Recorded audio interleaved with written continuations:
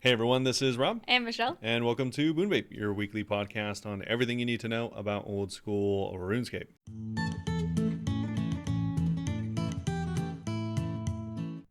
Meet Merp.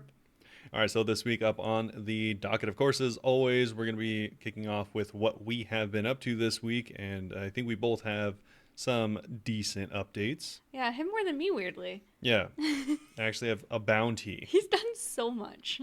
And then we'll be getting on to the news of this week and, from last week. Yeah, they did a couple blogs after the podcast was out, so reviewing. And we're going to be starting off with some very important Runefest information. I think most people that were planning anything around Runefest already knows about this, but we'll mention it anyways. And then we have a little bit more changes about these are actually just like separate things, not even really related to the game, but also about bond prices. And there's going to be, you might say. Yeah, there's going to be some changes to that. And then we'll be going over actual game stuff, which is pretty exciting because there's going to be a new boss. A new Slayer boss, the Araxxor. Yeah, I was saying Araxxor. Araxxor? Yeah. I like Araxxor. Because it sounds like Arachna. Yeah, that is probably how you... But now I want to say Araxxor. You have to say everything in like an English accent to get the way that Araxxor. I don't know how English people talk. You do it. After how interesting that was, I'm not going to try. So no way you're just letting me do it and then you're not going to also embarrass yourself? We're going to call it the new spider. And then we're going to go into the final update, which is going to be Hallowed Sepulchre changes. This is the actual update for this week, which is actually very light, which is also kind of okay because there's a lot of other stuff to go over. Yeah. Of course, as always, we will be ending off with a Q&A. And you can participate in the Q&A if you want. Ask us questions on any of our socials, which will be linked down below or at the end of the episode. Mm-hmm. Or the best place to ask us would be on discord.gg/Bunebape. We have a podcast questions section. And feel free to ask us anything from games, other games, to real life stuff. Yep. But before we get into all that super cool stuff, Michelle, how's it going? It's going okay. I have not been playing as much RuneScape before. RuneScape updates, little work updates. I've been taking more calls. Today I almost cried for the first time at work because I misunderstood what a woman was asking for and put her on hold twice. And then after I came back, she was very nice about it.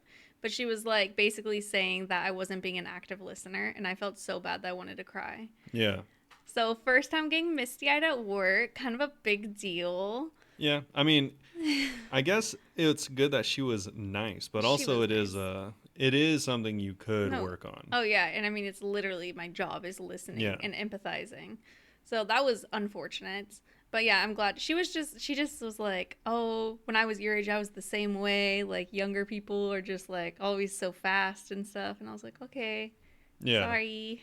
Yeah, but I think a lot of times is you kind of like think you know what is being asked or what was going to be asked or what's being said. And then you just go with that and you don't like think about it further. That's what she said. Yeah. That's really painful that you see that as well. Oh, yeah. I mean, you do it. Oh, something you do. God. It's so embarrassing because they like go and listen back to some of the calls to like rate them and stuff. Not during training, but I'm like, please, no one ever listened to that call in my life. Everyone actually was listening to that call when that happened. They and everyone was like, ooh.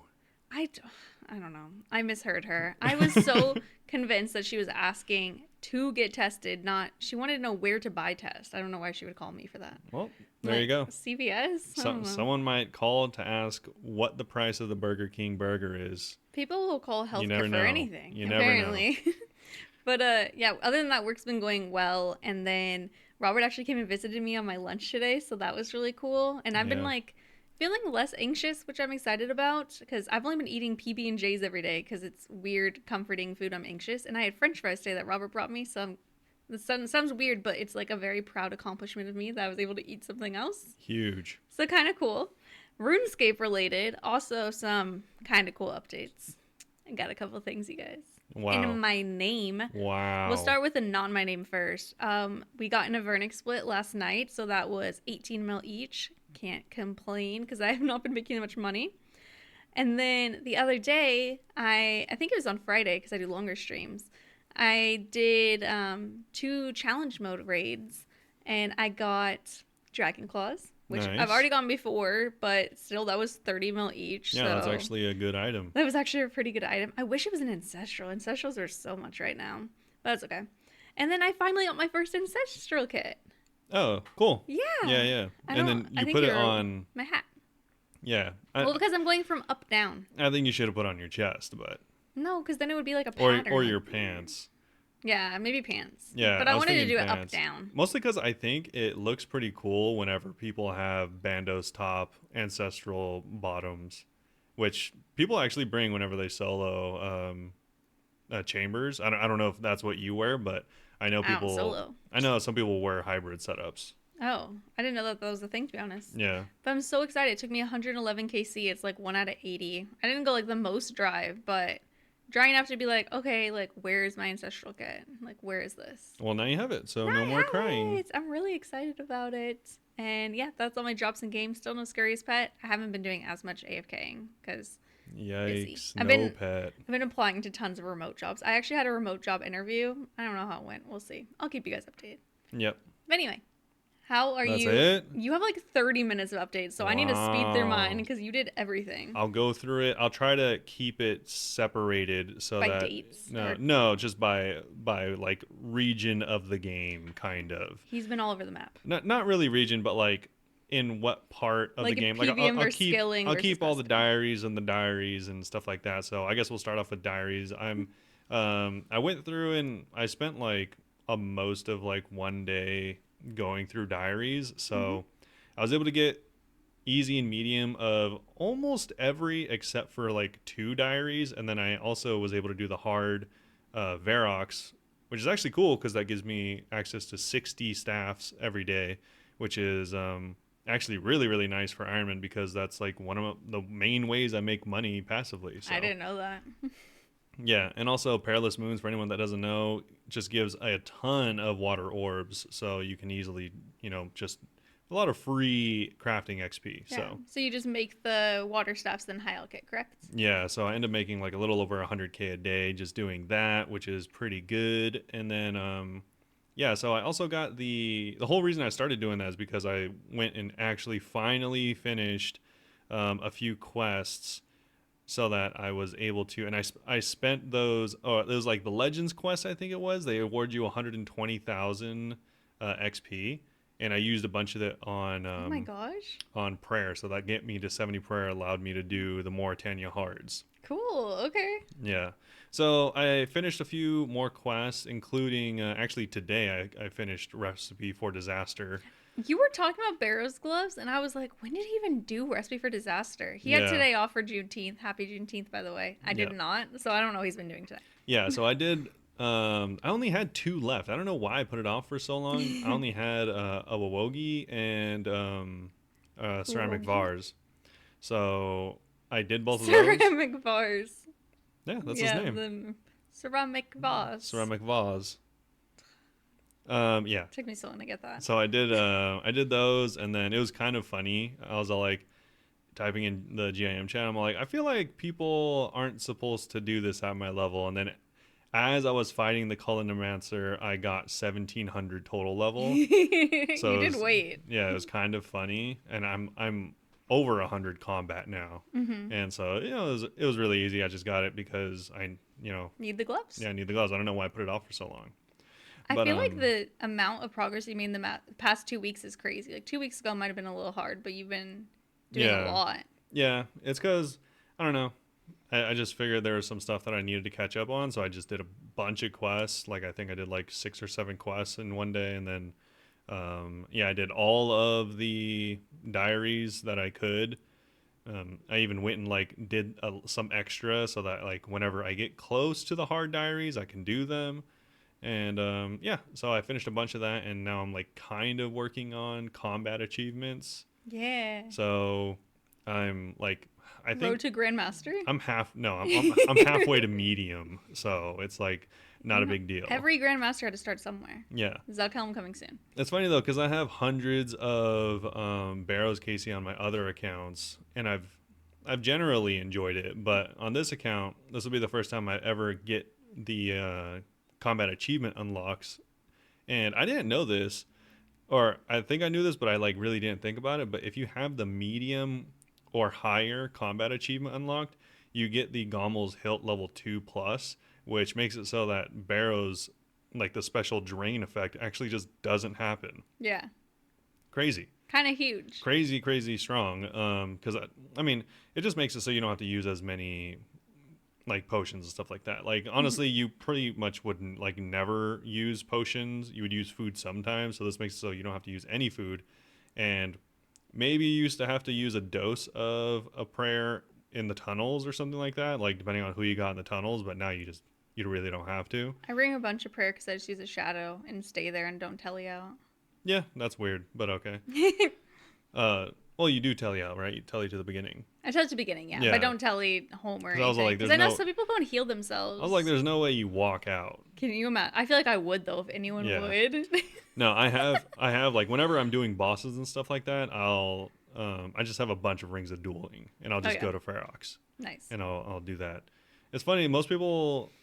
I wonder how many people don't know that before Ferox, you would have to have like ran into Castle Wars. I think it was. Castle or something like that, yeah. Yeah, but not anymore. There's like those rejuvenation pools, so that's pretty cool. Shadow of Ferox. I remember when it was added. Yeah, Oh, wow, cute. yeah. I wonder how many years ago that was, but Like 3. yeah. So I just do that whenever I'm doing those. I did a bunch of like Sarachnis stuff, Barrows stuff. I'm doing Mole. Perilous Moons, Mole. I finished. Scurrius. I finished. So I just did a bunch of bossing as well, and I'm thinking about doing Chaos LE soon for the D pick. So kind of just everywhere doing a bunch of stuff, and to cap it all off, this is Michelle's favorite part. Is I did 2 Hunter's Rumors and got a 2 KC Quetzal pet. How did I forget to tell everyone about your super freaking spoon to pet? Yeah. It's a 1 out of 1,000. I'm going to make it short because I was live when it happened. And I was at Tob at Zarpus. And I looked at my channel. I'm like, Robert, are you serious? And he like didn't know what I was talking about. Yeah, I thought she was talking about the spear tips I got. Yeah, he was like, oh, are they good? And then he didn't see the little bird following. Yeah. It's funny. I've already lost the bird. Yeah, you don't even know how. No, I'm pretty sure I know how. I'm pretty sure it's whenever I was running through. I was doing the diary where you have to run to the lighthouse through the Dagonoth's caves. Mm-hmm. I died the first time. Oh, yeah, it's an Artie waiting for you. Yeah, so I'm guessing it's an Artie, but I think I have to pay $1 million, right? Yeah. So I'm probably not going to get him for a long time. I only have 3 million. He's just sitting in a birdcage waiting. Yeah. Mm-hmm. Unfortunate. But He's so cute, though. yeah, so I got the pet. I was hoping that I was going to get another pet so I could reveal that I also got. No, I'm just kidding. Well, you actually tricked me for a second. The way you looked at me, I was like, wait, whoa. I'm like, I also got the mole. No, that'd be funny. I'd be jealous. But no other pets, but that was pretty cool. I got the 2KC. It's funny because like yesterday I saw someone post on Reddit that they did like 83 to 99 on Hunter Rumors or something like that. No pet. And no pet, yeah. How many rumors did they do? I think it was like 600 or something like that. Like it was like not even the drop rate though. it was like 40 or 50 mil worth of like drops from all of the. That's kind of good. It was like 3,000 Chinchompas or something. Jesus. And it took them like months and months. But anyways, they didn't get the pet, so rest in peace to them. But yeah, so I got the pet. That was pretty cool. Did a bunch of stuff, a bunch of farming stuff.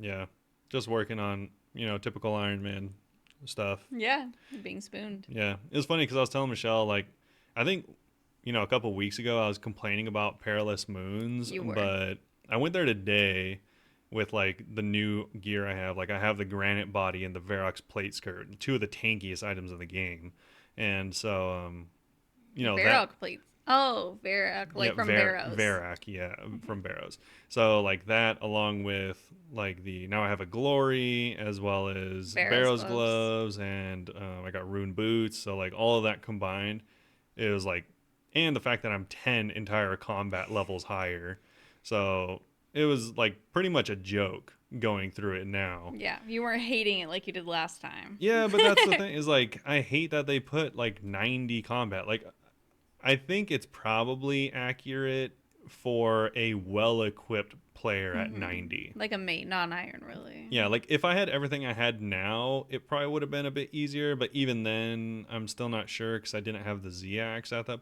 point. I was just doing it with the Dragon Sim. But yeah, I don't know. it's I don't know if 90 is the accurate recommended thing for that still, but anyways, I did it at 100 and it was no problem. Cool. Now we wait for the first drop. Yeah, which hopefully will be soon because I'm already at like I don't know, like 20 or something like that. Yeah, I it's forgot like what it was. 1 out of 19 or something. Yeah, it's like 1 out of 19. I think I'm like Oh, close. 25 maybe. So I think I already have the 25 CA. So hopefully I'll get it soon. Surely a double chest. Yeah, it sucks because I really wanted a Barrows chest or headpiece, but I got like the Guthin's skirt. I'm actually good on the drop rate at Barrows. I have 25 KC there, and I have the Guthin skirt and the Verax chain That's chain very skirt. good. Yeah, I'm not mad because Verax is like really good. It's like best in slot for a really long time as far as defensive pieces go. But yeah, it's okay, I guess. I'm excited. I didn't even realize you got 2 Barrows drops. Yeah, I got one today. Nice. Okay. Yeah, while I was doing the CAs. But that's it. I'll not tire you out with anything else. The only thing that I saw from the community this week that I thought was actually worth mentioning is Rendy. One of the best players in the game, arguably. They were the first player to ever do a level 3 Perilous Moons. Oh, like the quest? No, What? the boss. Oh, my God. Yeah. So it took them 100 hours of testing and 800 plus deaths in order to actually do the first ever level 3 Perilous Moons. That was probably awful. Yeah, pretty good. Shout out. Very cool. Yeah, shout out Rendy. For anyone that doesn't know, they were the first person to do a level 3 Fire Cape as well. So this is impressive. This is their thing. Yeah, this is impressive, but obviously this is kind of their thing. But yeah, we could probably move on to the actual first update of this week. Yeah, on a downer note, so Runefest, an important update. We must share that the news that our upcoming Runefest event will unfortunately be postponed due to the collapse of our event partner. We're currently exploring options with the NAC to reschedule Runefest to early 2025, and ticket refunds will be made available to those who can no longer attend. With our sights on Runefest returning in 2024, we engage Player One Events, an experienced event supplier specializing in gaming events. Player One Events' flagship event was the Insomnia Gaming Festival, which we've mentioned a few times talking about Runefest. Yeah. It's one of the UK's most loved gaming events for the past 25 years, and their expertise was central in our decision to bring them on board as the core delivery partner for Runefest. As you may have seen reported in the news, Player One Events laid off its staff in May. Since the news broke in May, Player One Events has been exploring potential insolvency arrangements, and despite our best efforts, we have had no official communication from the company about Runefest or Insomnia, leaving us and other suppliers and customers in a very difficult and frustrating situation. And just to be clear, the thing that they're saying, the insolvency arrangement, means that they're trying to sell it or something? Or dissolve their company? Yeah. Okay. That's what I thought, but I just want to double check that I'm understanding. Yeah, I think they're like kind of, if I had to, Screwing everyone over? No, the way I imagine it is they're the people in charge of being the arbiter of like what's it called, like a bankruptcy essentially. Gotcha. So Okay, that's kind of what I was thinking. yeah, which is like kind of not surprising that they didn't reach out to them because it's not their prerogative to do so. They're I mean, whenever bankruptcy happens, usually you pay who you have to pay first, and I'm guessing whoever signed up for all of these events are not their obligation currently. Yeah, they're probably not there anymore. Yeah, so We explored several options to still deliver an event in September that both delight our players while keeping to previous lofty standards, but despite our best efforts, that goal has not been achievable. It's not all doom and gloom, though. We're actively working on a plan to host the event in early 2025. We hope to come back to you soon with confirmation of rescheduled dates. All tickets will transfer automatically to the new dates, and anyone who's unable to make it will be able to request a refund. More information will be shared as soon as it's possible. We appreciate this impacts many travel plans, with a lot of you coming from all over the world. We're sorry for the disruption this will inevitably cause, and we're doing everything we can to act as swiftly as possible. We remain committed to Runefest and bringing our wonderful community together again. Thank you for your continued love and patience, the Runefest team. yeah, Okay, thoughts? it's lame, dude. It's lame. It's lame. Yeah, I mean, they can't have done anything about it. But, like, why early 2025 is my thought. Why not make it later? Because now I know a lot of people aren't going to have, like, time off anymore. Like, they're going to use all their PTO. Because some people are still just, like, going on trips to England now. Well, I know a few people still going. I think that actually kind of solves itself because I mean, if they go now, it's halfway through the year. 6 months from now, they're gonna have more PTO. Well, they're going in September, so I mean, the way they said event in early 2025, that could be January, that could even be like Let's April. be honest, it's probably gonna be like May I or hope it's something. May because someone was talking last night. And they're like, "Does that mean you're gonna go to Runefest next year?" And I was like, "Hell yeah!" And I was like, "Wait, is it early?" And they're like, "Yeah." And I was like, "Okay, maybe not then. Yeah. If it was like later, because I'm financially rebuilding, I would still love to go, but not if it's in like January." Yeah. Well, the thing is, like, I think most EU people will have PTO by then. Of course. And then people in the United States, I don't know about everyone, obviously, but like you either get like a half day or you either get like 4 hours or 8 hours or above that per month. So chances are you'll have the 4 or 5 days of PTO saved up by the time the next one happens. So I don't think that's a real issue. Do you still want to be like, do you think early's fine or would you prefer it later? I prefer it later for selfish reasons as well, given that I want Um, more time. I don't know. I would honestly base it around their projections on current projects. Okay.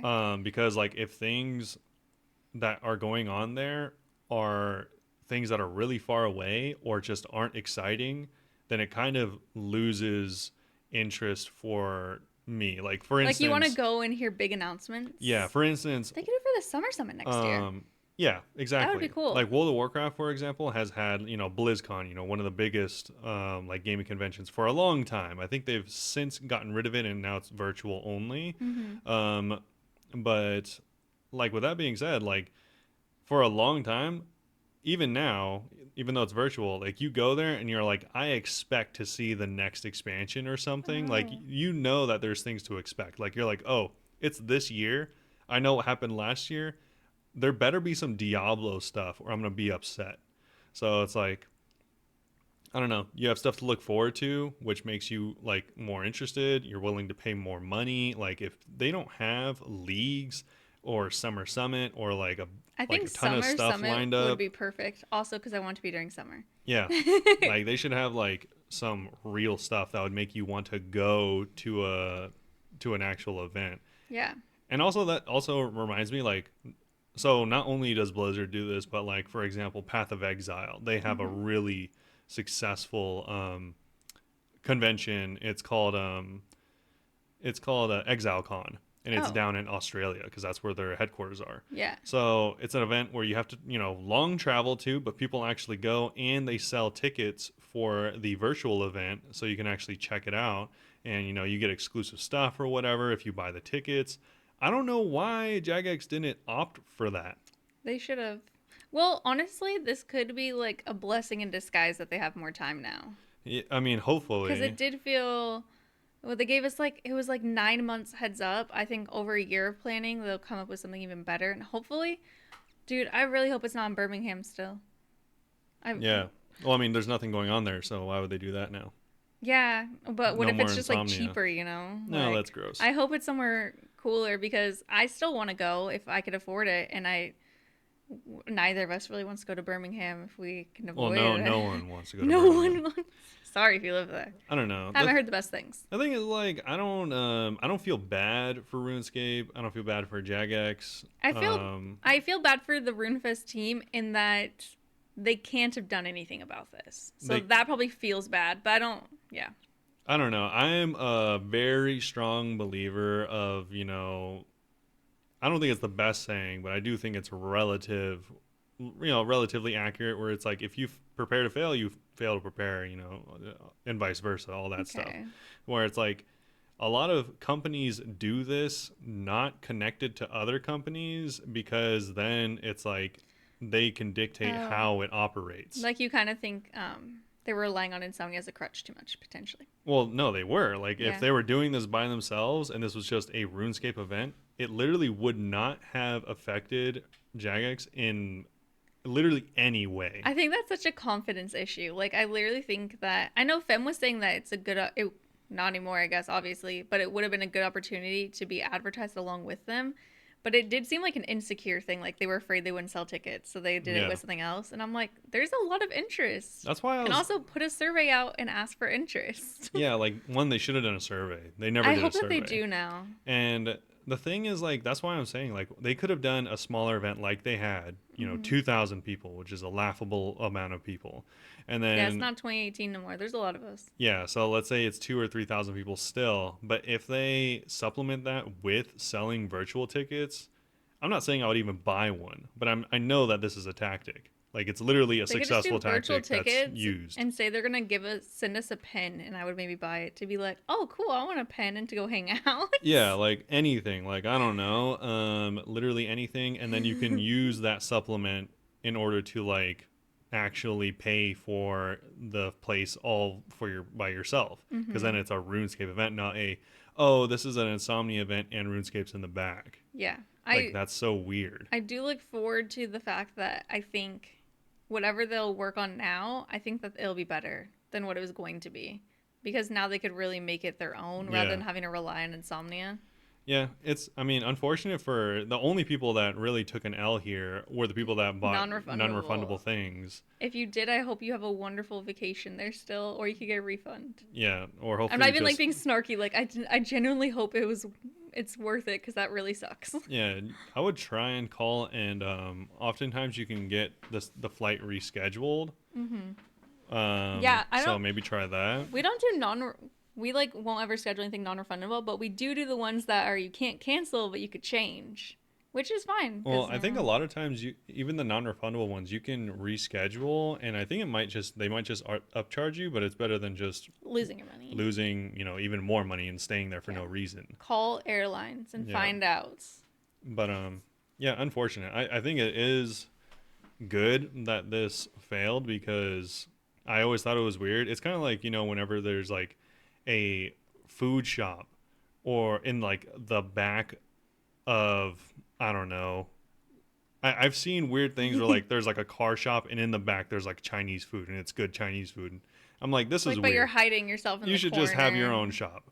Or like a tattoo parlor in the back of a hair salon. I'm like, that should just be a tattoo parlor. Yeah. It's kind of like you should just make your own event. This is weird. And now they have the opportunity to hopefully have more tickets because it was also like it seemed like a lot of people weren't going to, which was going to be kind of sad because people are like, I can't even get in. Yeah. So please, with the new one, have more than 2,000 tickets.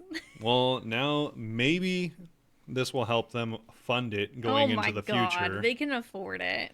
So the next thing we're going to be talking about is the changes to bond prices. Unfortunately, they are increasing. Yeah. On June 25th. I hate how underhanded they do stuff like this. It's so annoying. Okay, well, do you want to say it now or get through it first? Yeah, so essentially they just say bonds are going up in price. I mean, they don't give a reason. No. Membership's not going up, though, at least, so don't worry about that. Yeah, membership's the same old price.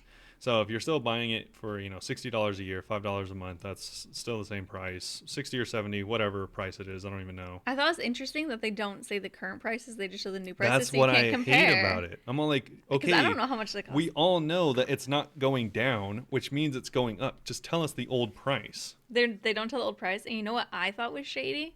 Is they have the prices, different currencies, but I'll look at the US one. So one bond is $8.99, 3 is $26.97, 5 is $44.95, and 10 is $89.90. You don't get a discount for getting 10 bonds.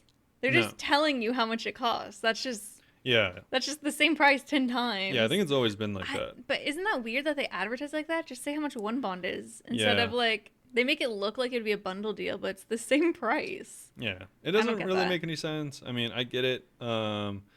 Like Alfresco said that they buy bonds sometimes whenever they don't want to buy it for a whole month or something like that. Yeah, that sucks. I guess that makes sense, but it's so hard to pass up. For me, like buying, like I said, I think it's $80 actually for the whole year, which ends up being like $7 a month or something like that. Some people don't play as much as us whenever you go hard too, though. Yeah, but at such a low price, you only have to play for half the year for it to be worth it. Is the way I look at it, mathematically.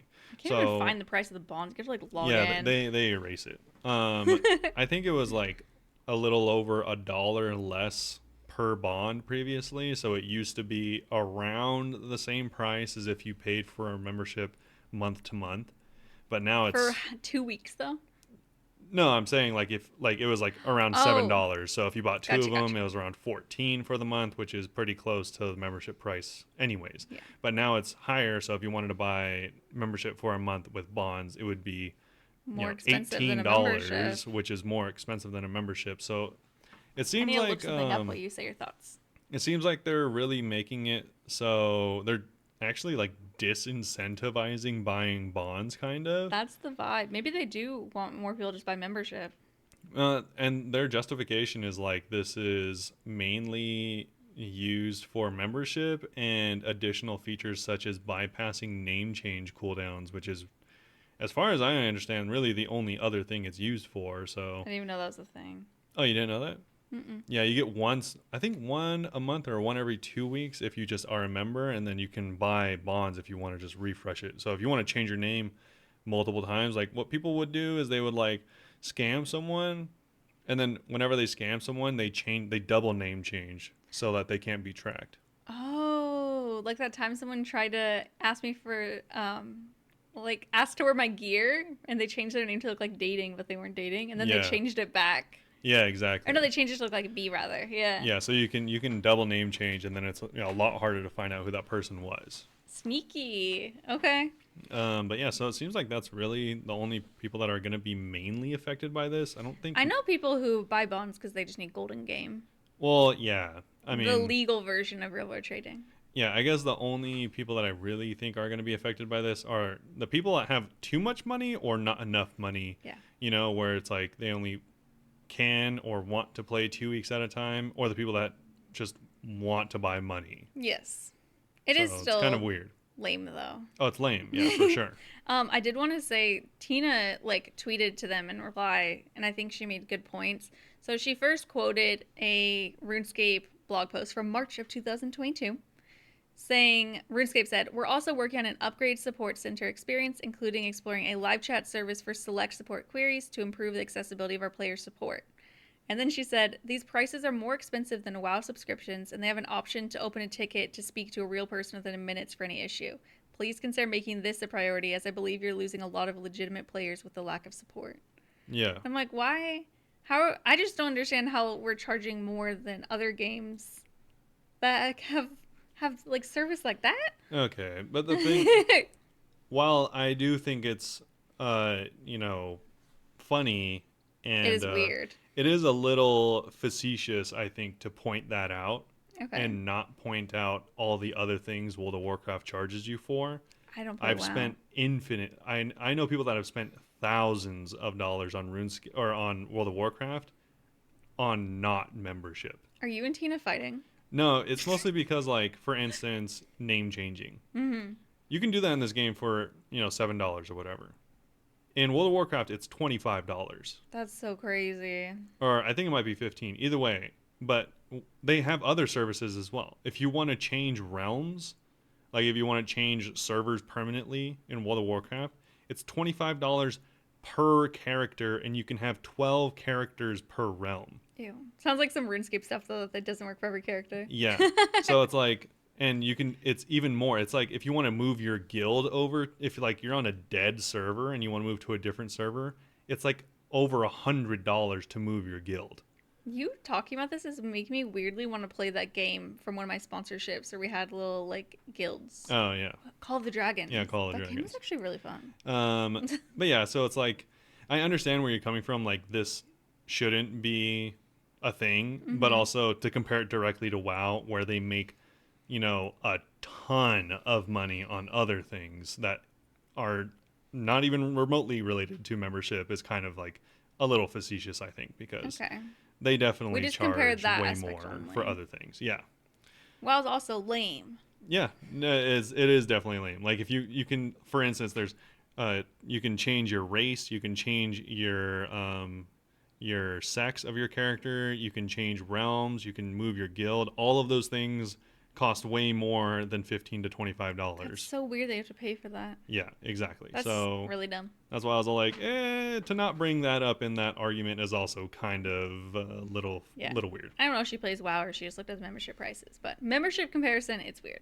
Yeah, if you are buying, and also I think it's kind of a funny argument because like if you're paying for bonds strictly as a way for membership, then that's just kind of foolish. I mean, you could just, it's not like Dude, they don't offer a cheaper version. I'm so glad that we don't do bond giveaways anymore. Yeah. They're probably going to get even more expensive. Yeah, no one's going to buy them. Yeah. But anyways, that's the little drama. Let us know what you think about the bond stuff, Yeah. whether you think it's absurd or hopefully that'll, I don't know, maybe you think that they'll have more money in the future because they're charging more. Who knows? No, they have enough money. They're just going to keep raising prices over time. Yeah, I don't know. But This anyways, is the most exciting part. this is definitely the most exciting post of the week. It's going to be the new Slayer boss, Araxxor. Araxxor, Araxxor. Araxxor. I want to say Araxxor. Araxxor because it reminds me of how Fem says Catherby as Catherby just to annoy people. Yeah, but anyways, the name of the boss isn't even Araxxor. It's Araxxor, the Araxxor. Oh, there's a really cool trailer. And I want to say, I watched this trailer with no context at all. Little guy, little fighter. I watched it with no context, didn't read the caption, and they just show this guy running, and I'm like, is this going to be about the new demons? Like, I was so confused. I thought it was from Gethic's Rest. Yeah. And they were showing poison, and I was like, do they poison you? Also, who are you fooling? This person has an infernal cape. They're not running away from this boss. Yeah, they're not. They're running towards it. So anyways, this is the new Slayer boss, Araxxor. If the title sounds familiar, it's because this is the same exact boss from RS3. Same exact kind of. So all it is the same name. They said that's where the similarities end, we're afraid. This is not a backport of the RuneScape boss. We've given the old Cobbler's Nightmare an all-new old-school spin, and today you're getting your first look. So it's not totally copying. And this is not technically a spider, but I don't remember the lore. So we've been waiting to add Araxxor since the release of A Night at the Theater, because if anyone remembers the quest, you go into that little burrow where all the spider-looking things are, but they're not spiders. What are they? They're arachnid type things. We'll talk about it in a minute. Okay. Anyways, there's these strange spider eggs, and the eagle-eyed among you have already figured out that these weren't spiders at all. With Araxxites and their cobwebby cave in place, all that remained was to add the enormous spider to bring the whole thing together. Perhaps the most significant way our Araxxor diverges from his RuneScape counterpart is that we're not setting out to make him too challenging. Instead, we're offering him as a new Slayer boss, requiring 92 Slayer and the Araxxite task. This has been confirmed. It is not going to work with a spider task because this is not a spider. This is an Araxxite. Even though I don't know the difference. Yes.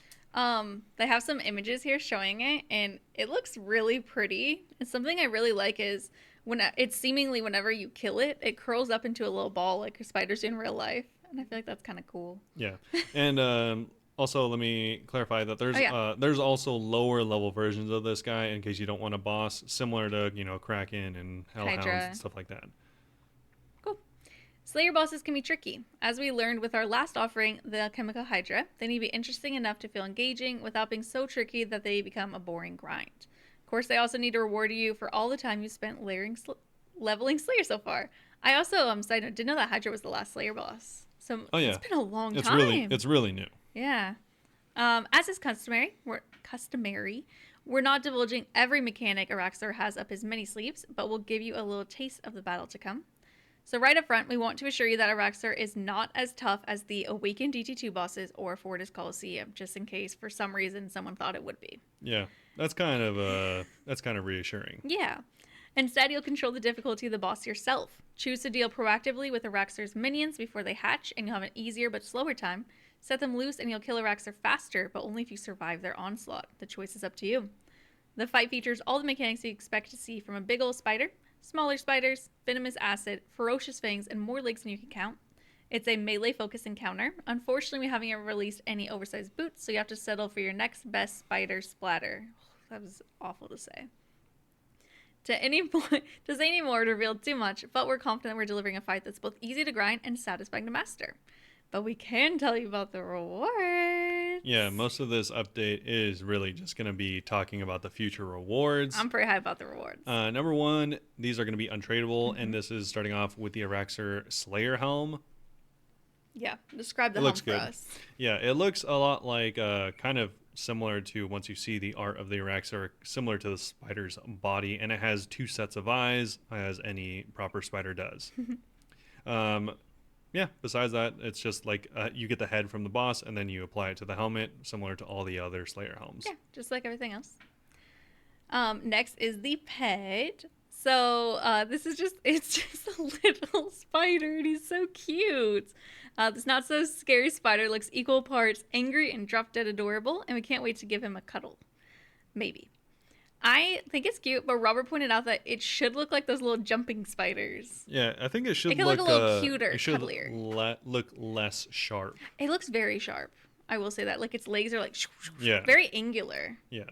Also, which name do you prefer? They have two suggestions here. They have Araxxito and Arancini. Arancini. Yeah, That's for kinda anyone that fun. doesn't know, an arancini is it's a fried ball of risotto. I like that because look at him. That's true. He's a little fried ball risotto if I've ever seen him. That also Exactly. sounds delicious. It is very That good. sounds really good. But This anyways, one's cool. The next one. the next one is really cool. This is going to be the final untradeable, and it's going to be the jar of venom. So they're setting. Wait, they're untradeable? Yep, they're setting a new precedent. This will not be retroactive, so don't worry about any of the other current in-game jars.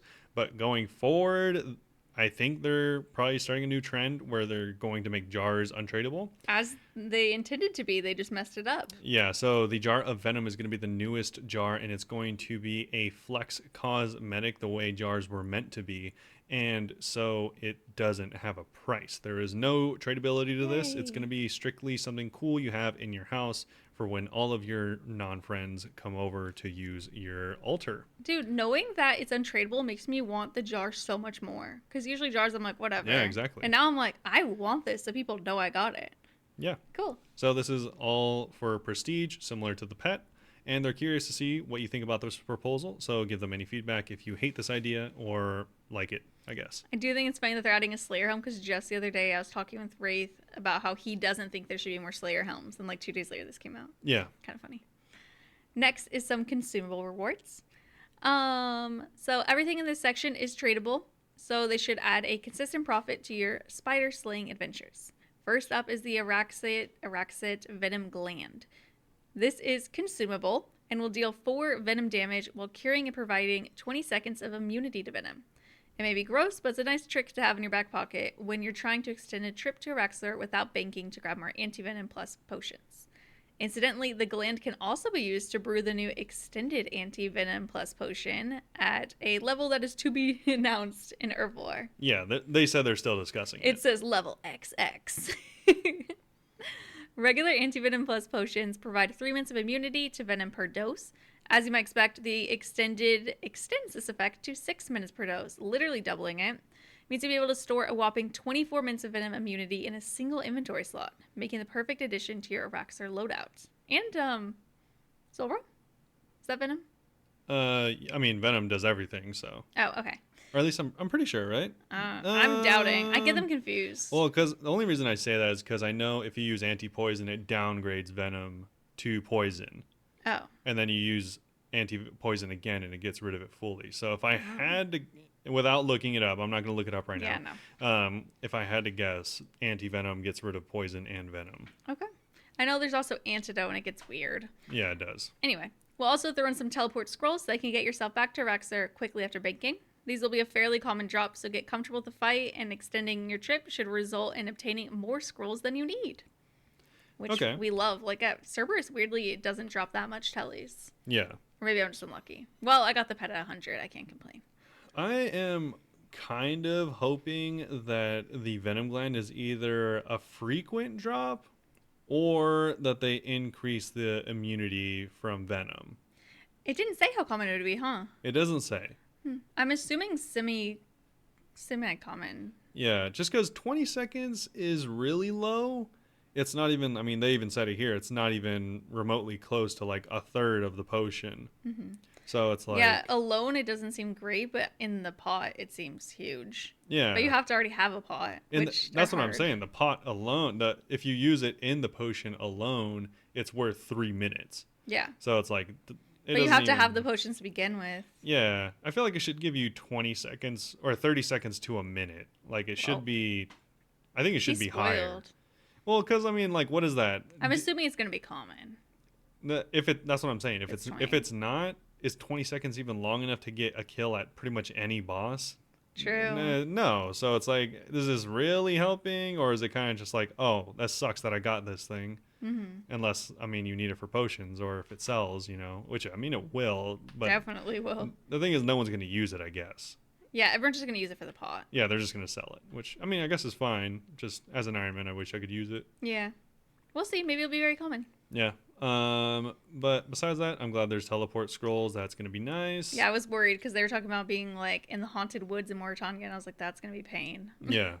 So the next item is going to be a unique reward. Those first items were just consumables. These are actual uniques. And tradable. And tradable. And so the first one is going to be a pair of boots called the Aranea boots. So these are web-bound booties that actually make sure... Why did you say web-bound booties? Well, booties, they're like shoes that children wear. No, we're talking about butts. Well, I'm saying children wear these because there's no requirements. Oh. You can be level 1 fresh off of Tutorial Island and put these boots on. Oh. So these unconventional kicks are set to be crafted from a somewhat rare drop. They offer some serviceable tribrid stats, but come with an added ability. And so their stats are really, really lackluster. Literally 0 defenses all the way down. Yeah, the whole thing is the special effect. Yeah, so it has +5 magic attack and +6 ranged attack with 2 melee strength, making them actually really strong early game boots. But the fact that it's 92 Slayer, that won't really help most players. So I guess if you buy it early on for like a main account, that would be cool. But yeah, like you said, their special effect is actually really cool, and it grants occasional immunity to spider webs. Yeah, as long as you haven't negated the effect of a spider web in the last 10 seconds. So you can't just walk all over the place web to web. Yeah, so it does have a 10-second cooldown. As long as you're, aware of where you're walking around, that should be plenty in between getting caught in webs. So this just makes it so at places like Venenatis, Sarachnis, the last phase of Verzik, all of those things, you will be able to negate spider webs every 10 seconds. I got stuck in a webs just last night at Verzik. Yeah, so this will help you if you are prone to making punishments or if you're just learning one of those bosses. Oh yeah, true. It'd be nice for learning. Yeah. Cool. But yeah, it's not the most impactful drop, but it is on theme, niche, and hoping to be a welcome addition to the loot table. Not every unique needs to be a game changer. I hard agree with that. This next one might be, though. Noxious Halberd. The design of this reminds me of the Shattered Relics League colors. It is black and dark green, so yes. It's so Shattered Relics vibes. The trusty halberd. Long gone are the days when we watch enviously as our elven trap dodging friend safe spotted Tsar over vents. I don't know what any of that is. For anyone that doesn't know, I wanted to say it specifically because I'm like, what? Yeah, you can fight the Tsar down in the fight caves, obviously. Oh, with a halberd. And once you get your fire cape, it's pretty good to kill them if you want the obsidian body parts or the armor pieces. That's the only way to get them. And you can actually, if you don't want to range them, it used to be common that you can fight them, run to the other side of one of the smoldering cones on the ground and just poke them from the other side, and they could just never attack you. That's really funny. Anyway, now these lengthy weapons are more likely to be found moldering in an alk pile. Bouldering. Only seeing sunlight to deliver the odd special attack or two. It's time to change that. With the Noxious Halberd, we're offering up a halberd whose primary use is as a DPS weapon. You want to go over some of these numbers because I hate it?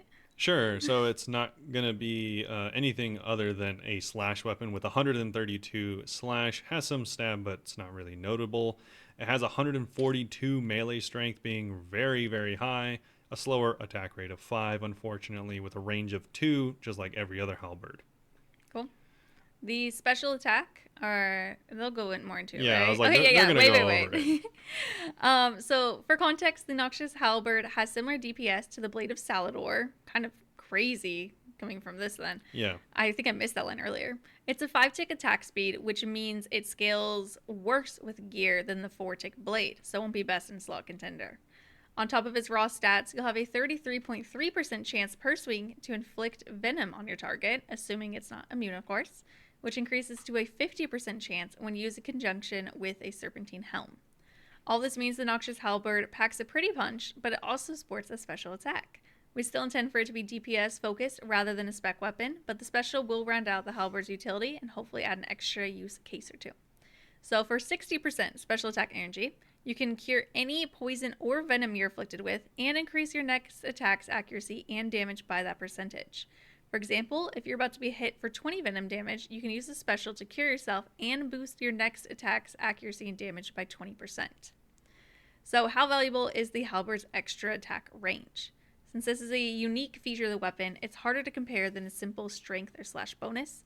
It could make all the difference in Versic's second phase, or when staying further away from a burning teammate in the Great Olm's Chamber. We want to know where you'd be excited to make use of a halberd that puts the unique weapon drop. Yeah, and initially I also kind of you weren't sure about it. I wasn't too sure about it, and I still have a critique about it, but I do think it is nice that this is an option because people did point out this would be a really welcome upgrade for people that are trying to do melee fight caves, because you can use this against Jad. Mm-hmm. So That's that would nice. be really cool. Or against, like they said, Olm, or against before Verzik. Before Versic? Yeah. Oh, Zarpus? Zarpus. Oh, Zarpus really? I don't know. I'm trying to think of how much space you have, and I can't think right. No, I think it'd be okay. I think it would be okay as it Zarpus, obviously wouldn't be as good. but it would also work at Verzik. You know, when you step back? Oh. Yeah.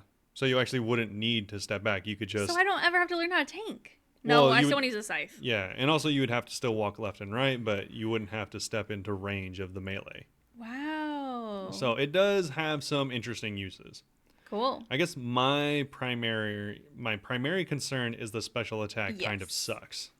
Okay, explain your thinking, because at first I didn't think it sounded bad, but then you explained what you were thinking, and I was like, okay, I kind of agree. Yeah, so number one, it does literally nothing if you're not fighting a boss that poisons you, unless you poison yourself. Mm-hmm. So it's like, that's kind of weird. Just poison yourself mid-raid just to hit harder. Yeah, exactly. Even that even got brought up in Mod Goblin, was like, I don't know why you would want to do that. Like, it just probably wouldn't be worth it. Mm-hmm. And then, so that's weird. You know, that already limits you to like a handful of bosses in the entire game for it to actually work at all.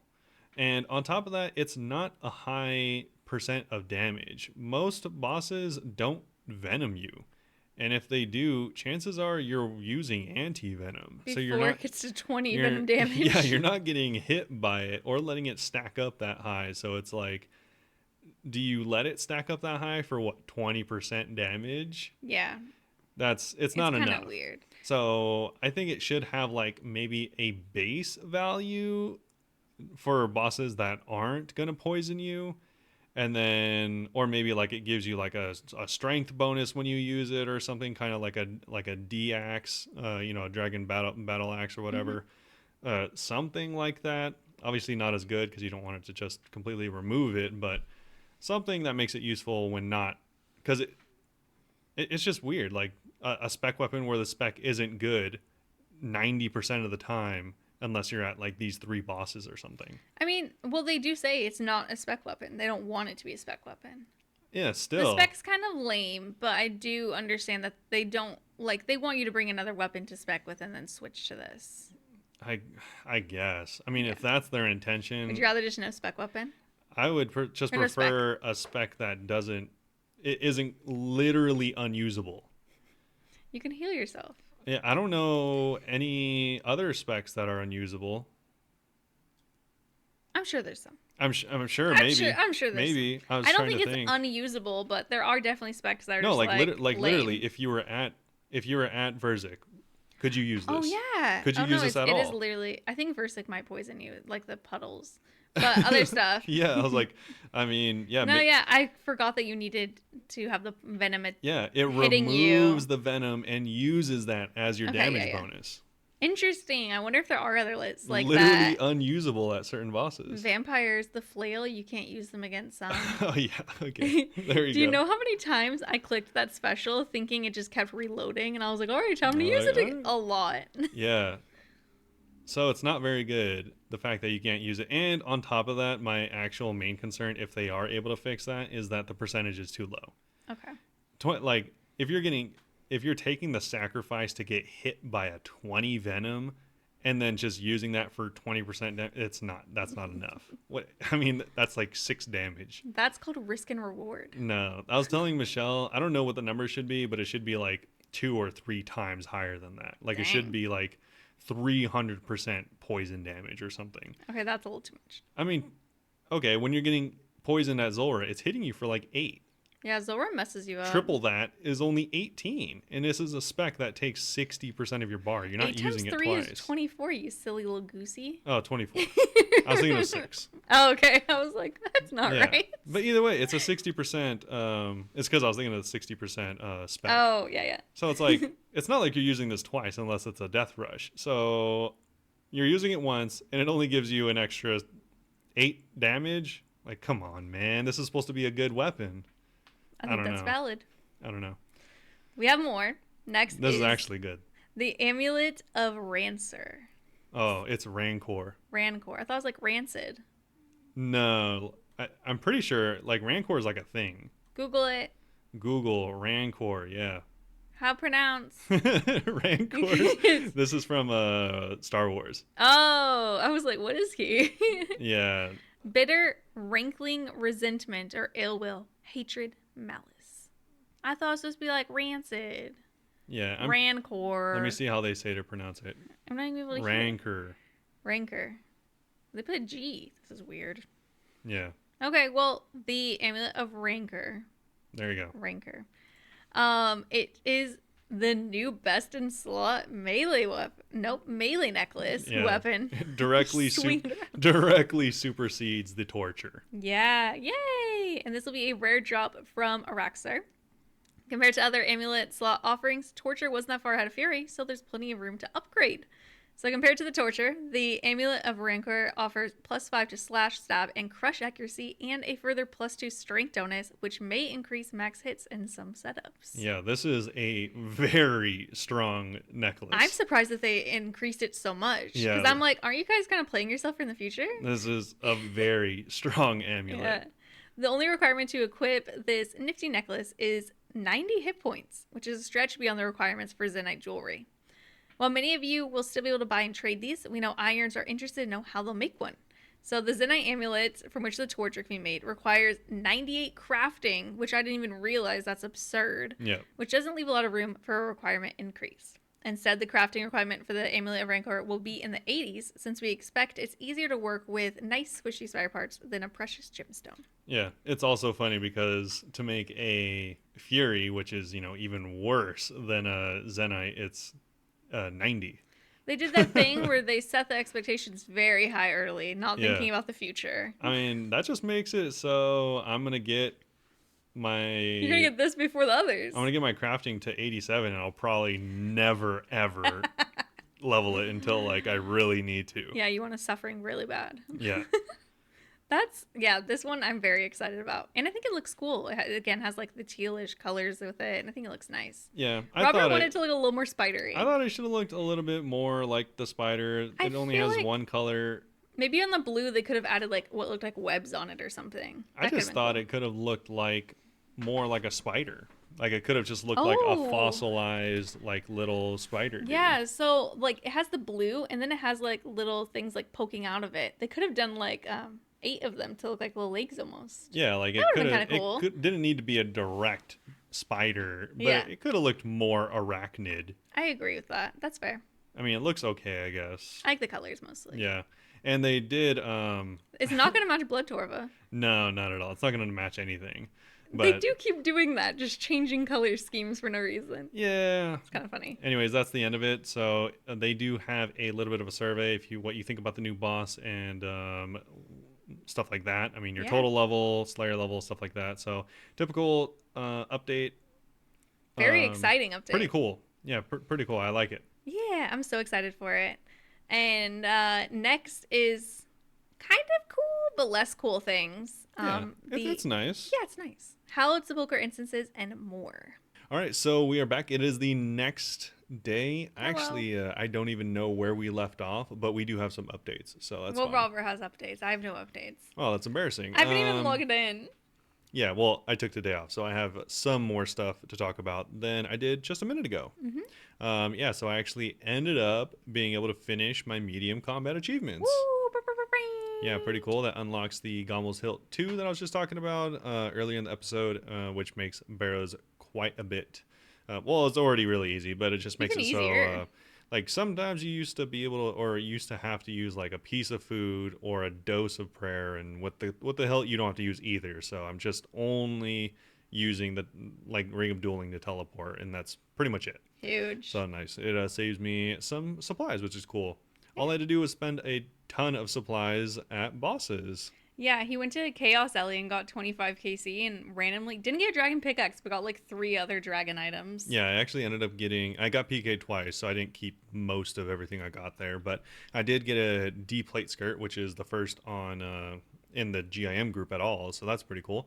And then I also got a Dragon Two Hand, which is also first in Oh the group. yeah, Yeah, nice. which I mean, none are really useful. I might give a group member the D skirt just because the only thing they have is rune.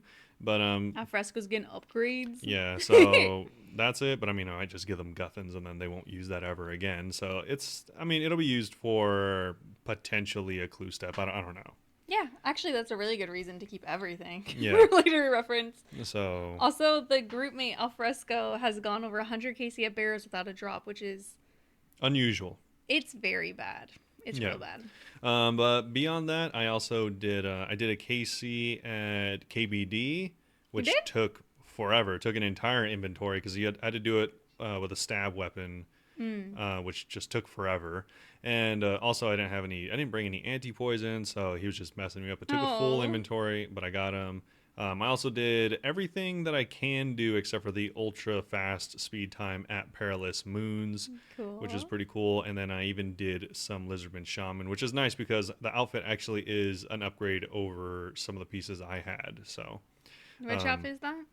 the Shazian armor. Oh, the Shazian armor. Yeah. Shazian Yeah, armor is pretty like chill. the boots and the helmet were better than whatever I had, I think. Nice. So those are upgrades for always. Well, for range specifically. Yeah. Because I don't really have that good of range gear. So, but yeah, I was actually surprised the Lizardman Shaman, if you have like super anti poisons, is actually like a really chill grind.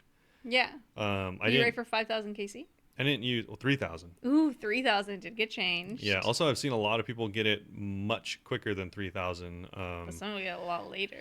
Yeah, but obviously it's overall better. I have seen people like they're like, oh, as soon as the update came out, I got it within like 100 KC, and I was like, okay, I mean, definitely luck, but still, that's kind of cool. No, that's a low-key. I felt when Scurrius came out, everyone was getting so spooned. I was like, oh, cool, I'm gonna do it too. It's all RNG at the end of the day. Yeah, exactly. But it was super chill KC, so I might end up going back there for a little while just to like feel it out a little more. I need to go farm some more super anti poisons, but yeah, it's super chill. I actually don't even know if I took damage like once. I think because you just sit on prayer the whole time, and Yeah. I have like I think I have like 500 doses of prayer that I need to make. Dang. It's just like sitting there. So That'll be nice. yeah, so I'll have plenty if I ever want to grind that. But that's it as far as stuff goes. I killed a bunch of bosses, but I didn't get anything. I even did like an extra 10 KC at Perilous Moons. I didn't get anything. So Okay, well, you just got the Quetzin, so calm down. yeah, I mean, I'm running like 1.5 dry on Perilous Moons right now. Yeah, fair. Kind of unfortunate. Alfresco are 2 things at least you guys could share. Yeah, I guess so. But that's it. No further updates. Nothing cool is happening unless you're interested in the Deadman mode stuff that's currently community updates. Yeah, that's like currently happening. I know people have been streaming it and it's getting pretty close to the finale. So if you're still interested in that, then I'd recommend watching the people that stream it. I think we even mention it later in this blog as well. Yeah. But that's it. But yeah, to the vlog. So we're going to start out by talking about the quality of life fixes this week. Remember, this is the Hallowed Sepulchre and other changes blog. So between the mobile TLI beta and the upcoming While Gothic Sleeps quest, we've been very busy, but we still found time to squeeze in a pair of quality of life fixes this week.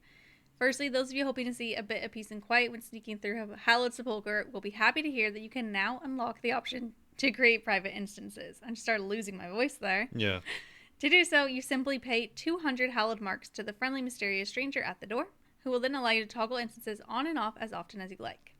In other skilling news, the Carpenter's clothing has been buffed, so building construction workers will enjoy a slight boost to XP rates when wearing individual items with a 2.5% boost for the full outfit. I'm sorry, but it is budding construction workers, not building construction workers. I was like, they're building buildings. Yeah.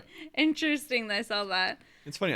I think it was only 1.5% before, which is like laughably low. I don't remember, but I do think that we were like, it's lower than the others. Yeah, it didn't make any sense. Cool. I mean, the difference between like 2.5% over the entire grind is also almost nothing. So the fact that it was lower than that is even weirder. Yeah, really weird. Yeah, the main thing is the Hallowed Sepulchre, which I mean, 200 marks is kind of a lot to me, so I don't know if I'll do that. We'll see. Yeah, I'm definitely gonna unlock it. Not really, it's like not a big annoyance having other people there, but I would just rather have it regulated to myself. And 200 marks is not that much. I think I did like barely any laps, and I have like 80. So it's it just sounds like a lot to me because I want the outfit, which is like a lot. Yeah, I guess so. But yeah, it's honestly a really nice quality of life. Yeah.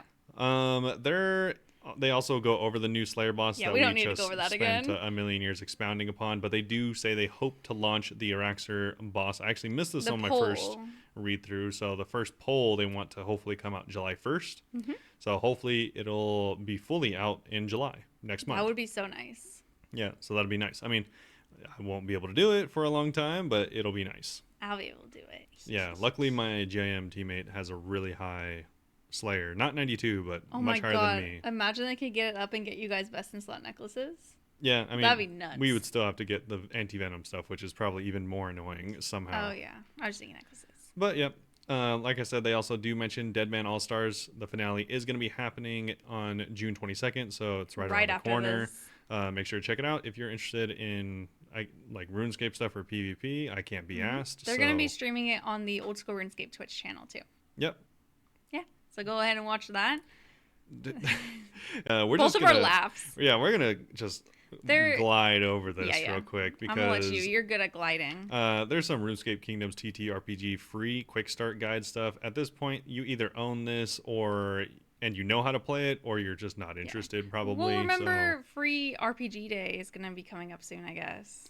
So check out your local game stores and see if they're hosting anything. Yeah, I guess if you want to be really prepared to go to this free event, then you should read the rules beforehand. Mm-hmm. But chances are they own the game and the rules, so they'll just teach you how to play there. That's kind of like part of the thing. Yeah.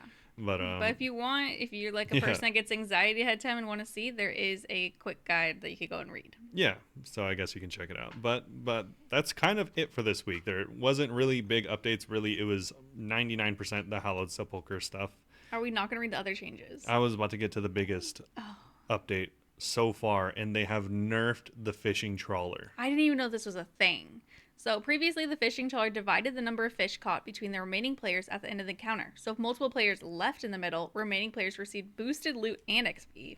In the interest of fairness, loot is now divided by the number of players present when the ship sets off.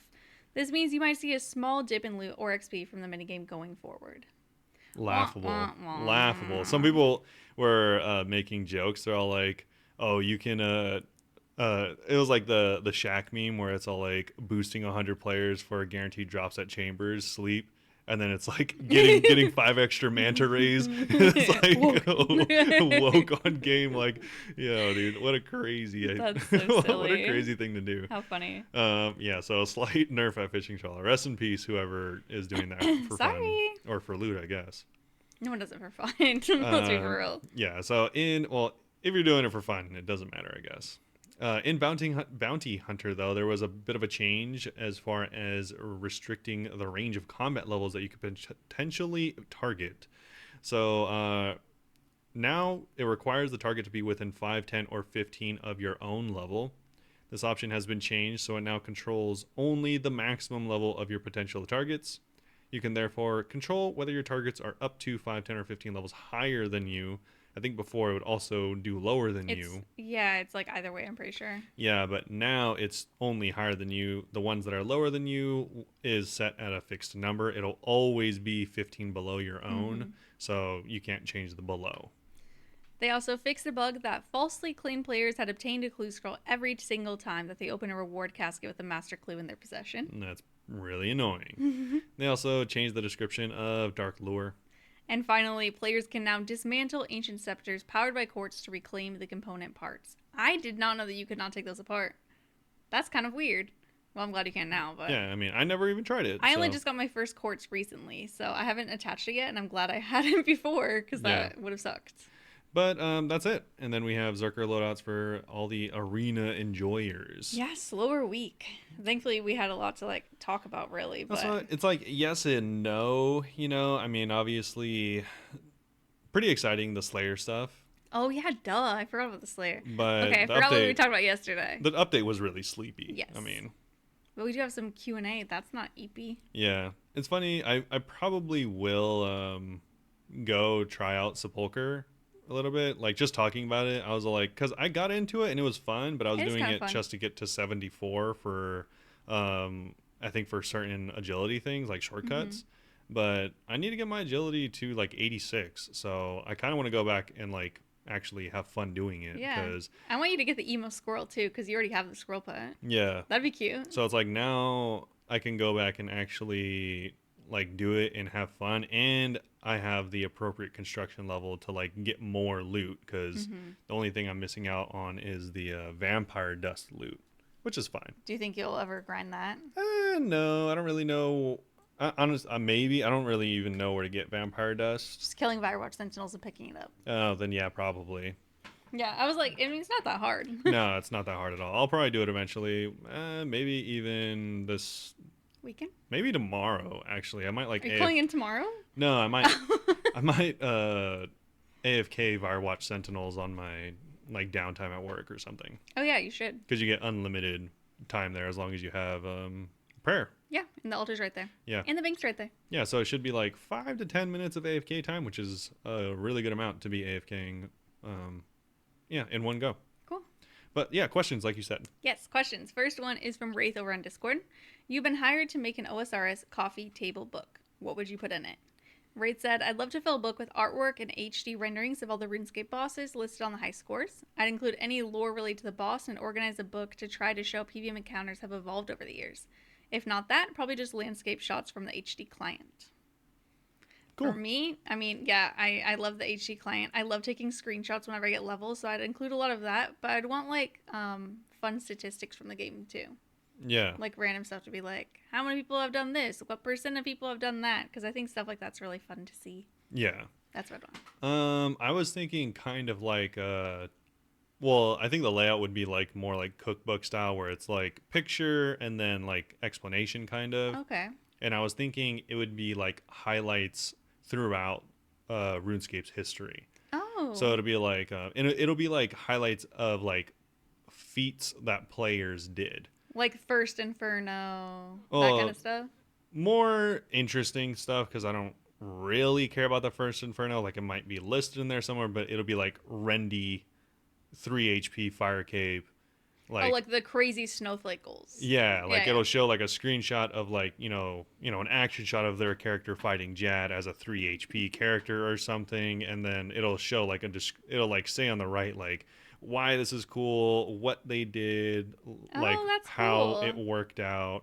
And then you can have like funny moments, like whenever I don't know, like there's a ton of like Bodhi ones that you could put in there that are like, you know. Would you want to be very like comic content creator centric? I guess so, but also it could just be like interesting things, or like, you know, just stuff that you like maybe didn't even know was possible in the game. Yeah. Or random flexes. Yeah, it's like, oh, this person had like this, like the highest like PK damage stack ever done. Ooh, I'd be in it pretty soon, because I'm probably gonna go the Dryas for the scariest pet. Yeah, like maybe it's like I don't know. You could add like the Dryas pet hunter in like the entire, or the driest item hunter in the entire game. Like, I've seen people that go like over 30,000 dry on Yeah, I'm terrified of that. like on the Warhammer and stuff like that. So like you could do that, and you could list like, oh, they used this many prayer potions, it took them this many hours. Like, God. I don't know, stuff I like don't know that. where they'd get this info, but that sounds like it'd be really cool to see. Yeah, like interesting random facts or interesting feats that people have done. Mm-hmm. Yeah, stuff like that. I like that idea. I think that'd be cool. Yeah, and I think the big pictures on like would be like a big part of it, because it'd be cool to look at. It's like storytelling. You get a picture to set the scene, and then you read the details. Yeah, maybe you can even add like some history parts, like the Falor massacre and like. I was thinking that like time that they accidentally added a T-bow spawn next to the farming guild. Yeah. You could get a really scenic picture of that. Yeah, stuff like that. That's cute. I like it. Next is from Harger over on Discord. Do you think OSRS has a too high of a boring to fun ratio? I feel like so many players always talk about these long grinds. Imagine how much of your life you have to spend staring at your computer screen, clicking a mouse, and not having fun. I personally feel that OSRS would be way better if skilling was harder to do from a skill perspective than from a time perspective.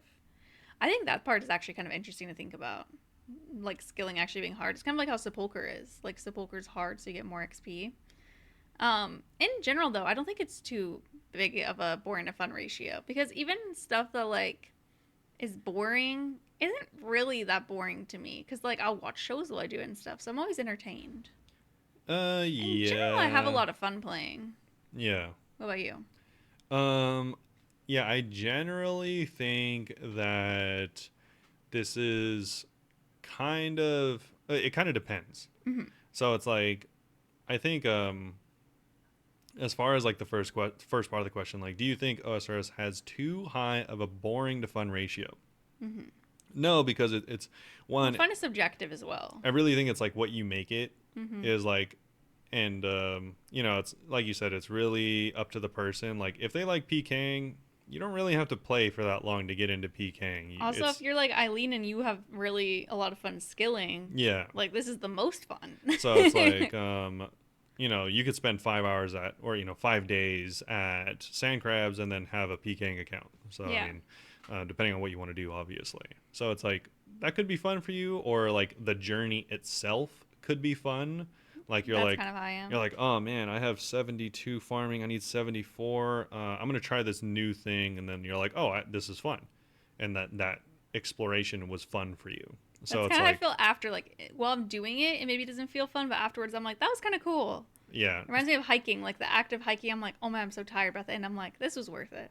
yeah, and I think that's kind of part of it, where it's like after 92, I could see people kind of being that way, because like a lot of pretty much every skill, right, from 92 to 99 is pretty much the same thing, not changing, and really no rewards besides the fact that you're 99.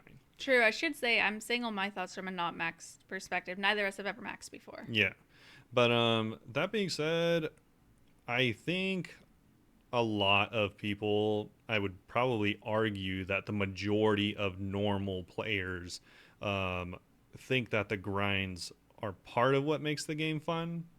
They are, because it makes it so satisfying once you get it. Yeah, it's like that, or it's like it offers stuff to do in multiple different situations.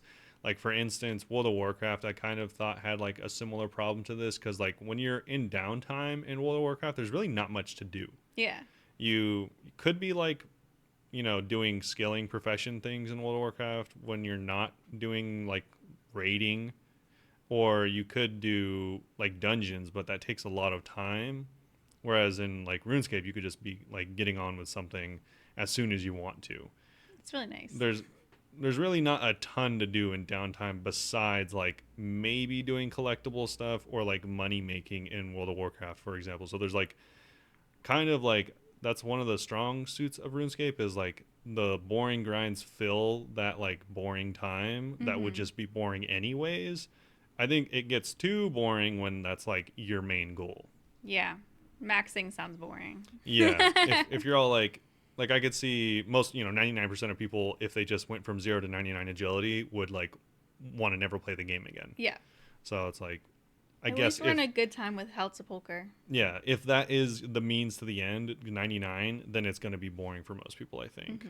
It's really what you make of it. Yeah, I guess so. Yeah. And then the second part, if skilling was harder to do from a skill perspective. I think that kind of already exists for most skills, and so most people don't do those. And I'm talking about like tick manipulation. Yeah. That is fairly difficult for most players to It does require especially skill. maintain for a long time. So I don't think that would be better because, like I said, most people don't do tick manipulation. They're more keen on just like doing the AFK method. Yeah. So Okay. Next question, last question is from Matt on Discord. Once sailing comes into the game, do you think it'd be interesting to introduce new currencies on new continents with independent grand exchanges and economies? It might get too complicated, but I think it'd be really cool to create an entirely different economy in the game. I don't mind the idea of different GEs. This is similar to something we talked about a few weeks ago, but I think we have enough currencies. We have a lot of currencies in this game. So I think I'd be okay with GEs. I'm intimidated by the idea of a new economy. I know whenever we're talking about different GEs, you were thinking about like a new economy or like different economies per bank, you know? yeah, I think in general, I like having it all together so you don't have to travel to do stuff, is where I'm at, I think. Because like, it's one of those things I have a very hard time making sense of in my head, you know? I can't imagine if you could go to an island and it has a completely different set of stuff there. yeah. My brain can't comprehend that for some reason. Yeah.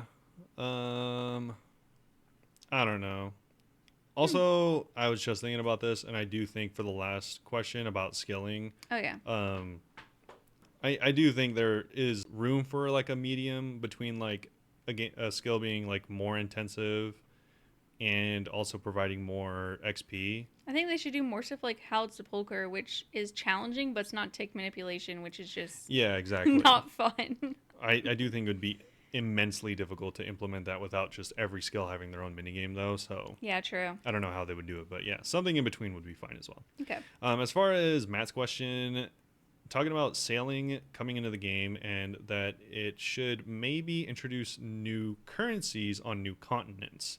Mm-hmm. I'm not a big fan of that, mostly just because I don't like adding things to the game for sake of adding things to the game, Mm-hmm. especially when it comes to economy type things. It usually doesn't work out, I at feel like least it would in get my messy. experience. I It's don't see just how it wouldn't. it just mostly would be like the same thing but different because like let's say they added a thing that you could only spend like maybe okay let's pretend you go to like a hell realm or something like that and they're like oh we don't use money here we use like hell coins whatever. Then it would just be like all right well these are different methods to farm hell coins and then now you have hell coins and then you just spend them exactly how you did before anyways. Reminds me of like the Ectofunctus area. Yeah. I hate that. I hate having to get those tokens. Yeah, at the end of the day, I could see something like that being worthwhile if it is like untradeable and tied to your account or something. Mm-hmm.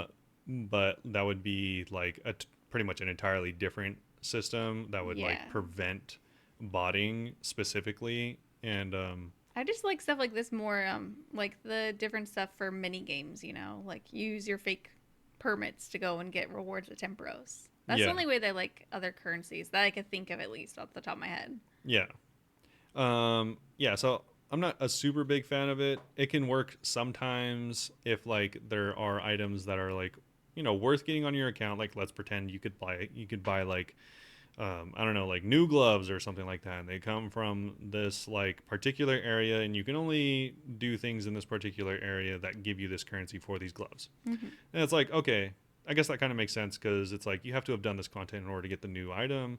Sure, that's fine, and obviously no one can bot that because if you can just buy that with GP, then why wouldn't you? Mm-hmm. So I could see a purpose there. But besides that, no, not really. Okay. Yeah, I do agree that I guess it would be just the same thing somewhere else too. Yeah, exactly. As far as like, I do think the Grand Exchange thing would be kind of cool.